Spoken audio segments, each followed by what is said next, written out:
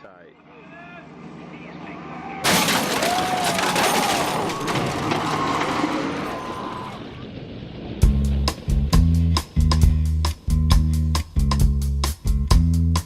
So it was a normal day. I think I was doing the dishes or something, and the phone rings, and it was my brother. And he tells me that he finally knows what he wants to do with his life. He wants us, me and him, to try out for the Canadian Winter Olympic team. My name is Steven Copeland. I'm 31 years old and I live in Cambridge, Ontario. What event did he want you to compete in? The two-man luge. Had you ever luged before? No. Had your brother? No. Imagine that. You're just living your life, minding your own business, and then you get a phone call. A call from someone who wants you to join them. They want you to learn a new activity, one that you have no interest in. Dress up in funny clothes, get up in front of a bunch of strangers to be judged, get your name in the paper, not to mention risking severe injury. And they believe that not only will you be good at this thing that you've never done before, but that together you will be possibly the best in the country. Most of us would say no.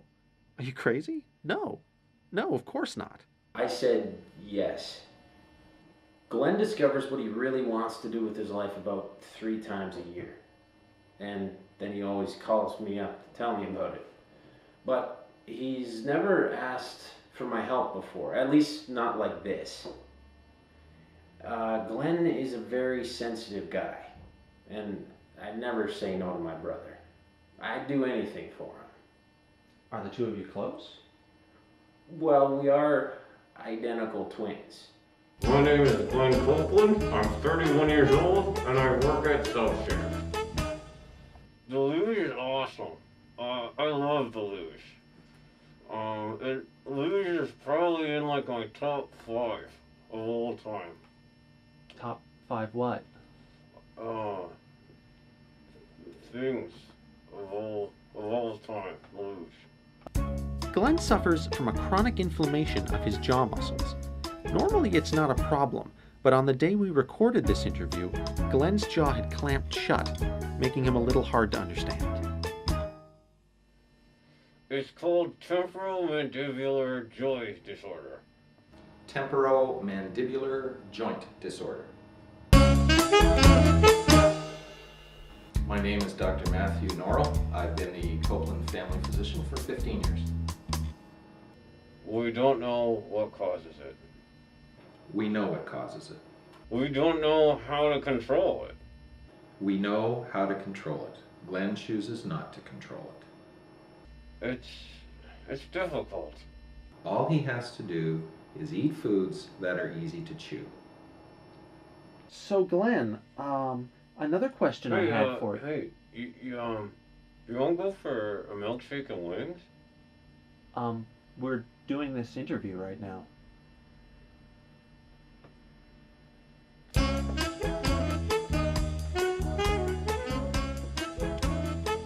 So I was watching the Olympics, Salt Lake City, and I had never seen a two-man luge before.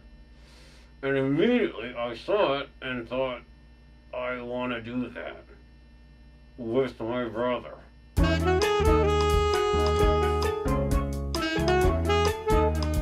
I couldn't afford a real luge, but that's okay. Because there's so much to learn before you actually lay down on the board. I guess his approach to teaching me the luge was kind of zen. He believed in becoming one with the luge.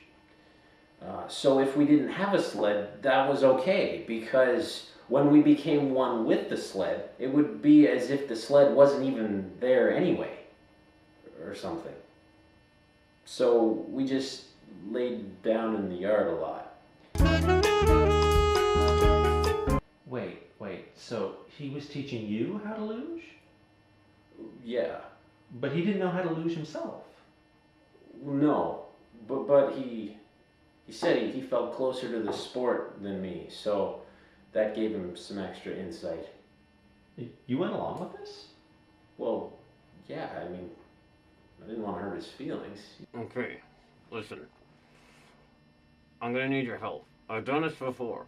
When I pry this open, I'm gonna need you to grab my bottom jaw and pull down as hard as you can. Then shove this in my mouth. Maybe we could do that in a few minutes. I have some questions about your childhood first. Glenn was kind of like he is now when he was a kid. Really enthusiastic, but sensitive. I can remember he would come up with all of these ideas of what he wanted to be when he grew up. For instance? I can remember he wanted to be a magician, the great Glenn Dini. He had a magic wand that he would go around doing tricks with. It was our barbecue lighter. And he would go around and he would make things disappear by setting them on fire. Wow. Yeah. Well, was he a happy child? I don't think he had anything not to be happy about. Look, I don't want to talk about my childhood, okay? Oh, I'm so sorry, Glenn. Is there anything you'd rather talk about?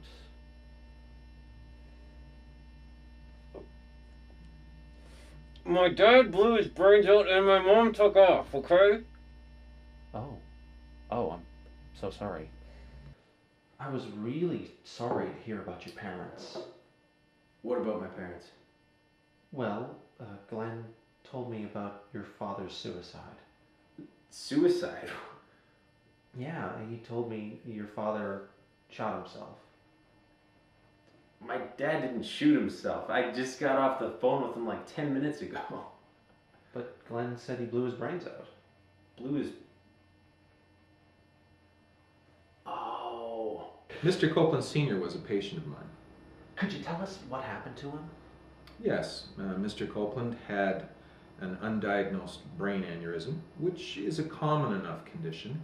And one day he was just at home, he blew his nose quite hard, and it caused the aneurysm to rupture. As a result, he had a mild stroke, but he made a full recovery. So it wasn't serious. It wasn't life-threatening. Could you say that in a way he blew his brains out? That would not be medically accurate. Glenn also said that your mother abandoned you. What? No. He said she took off. The dog was off. What? She took the dog off. Off what? Okay. We had a dog. His name was Officer. We called him Off for short. She took off to live on a farm. She took off away. Oh. Yeah, she had to. Glenn kept trying to make him disappear. That's him now. Hello, Glenn. How are you? Are you doing those jaw exercises I showed you? Because you don't want to lock up again. No, I can't go to have a milkshake and wings with you right now. Glenn, you know you're not supposed to be eating wings, right? Actually, Glenn, you sound a little locked up. Are you sure? Because you sound a little locked up.